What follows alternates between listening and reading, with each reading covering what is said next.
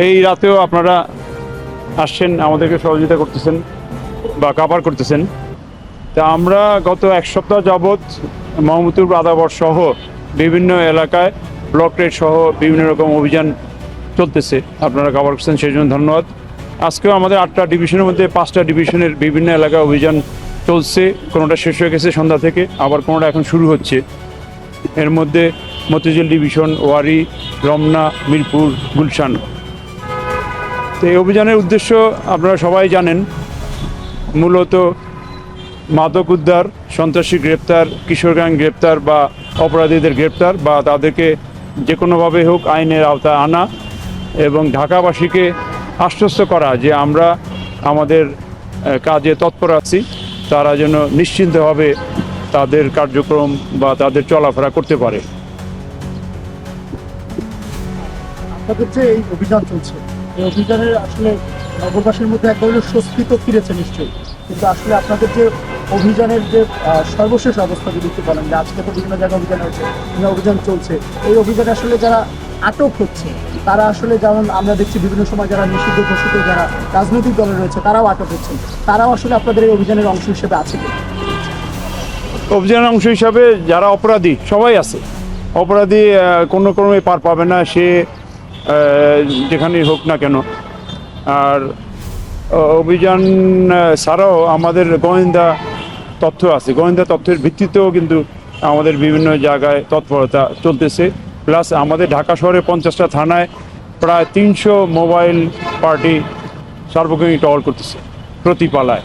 এর বাইরেও চেকপোস্ট আছে শতাধিক, এবং গুলশান এলাকায় অনেকগুলো চেকপোস্ট আছে, মোবাইল পেট্রোল আছে, গাড়িতে আছে, মোটরসাইকেল আছে, ফুড পেট্রোল আছে। এর অতিরিক্ত হলো এই অভিযানগুলা।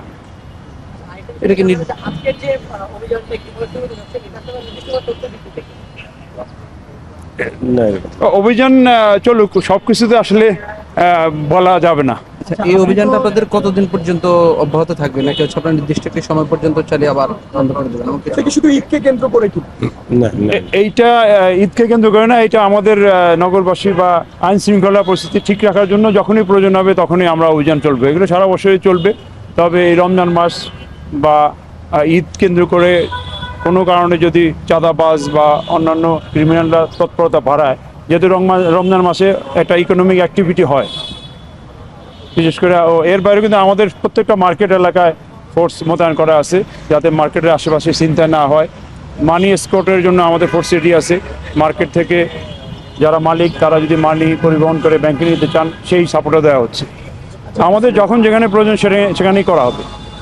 ভাই, আপনি তো ভারপ্রাপ্ত ডিএমপি কমিশনার হলেন, এই হওয়ার পর নতুন করে কোন চ্যালেঞ্জগুলো আসলে সবার আগে চ্যালেঞ্জের মুখোমুখি করছেন এবং কোনগুলো আসলে সমাধান করতে চান?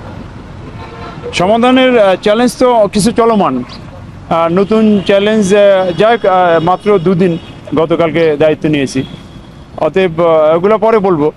তো চ্যালেঞ্জের যেটাই আসুক আমরা সমাধান করব। আমাদের সাথে সকল অফিসার ফোর্স আছে, সকল অফিসার ফোর্স আমরা মনোযোগ দিয়ে রাত দিন পরিশ্রম করে কাজ করতেছি।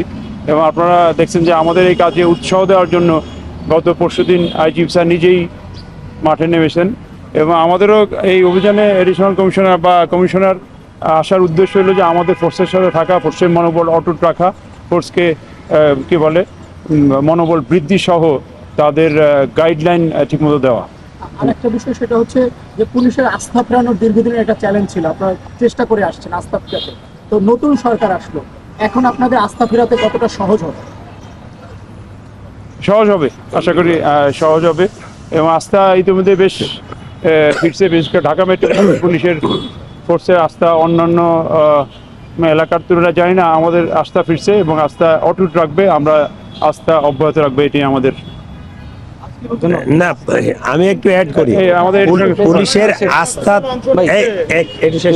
পুলিশের আস্থা তো 100% চলে আসছে আমি মনে করি। এই কয়েকদিন আগেই দেখলেন এত সুন্দর একটা নির্বাচন এই বাংলাদেশ পুলিশেই তো উপহার দিল।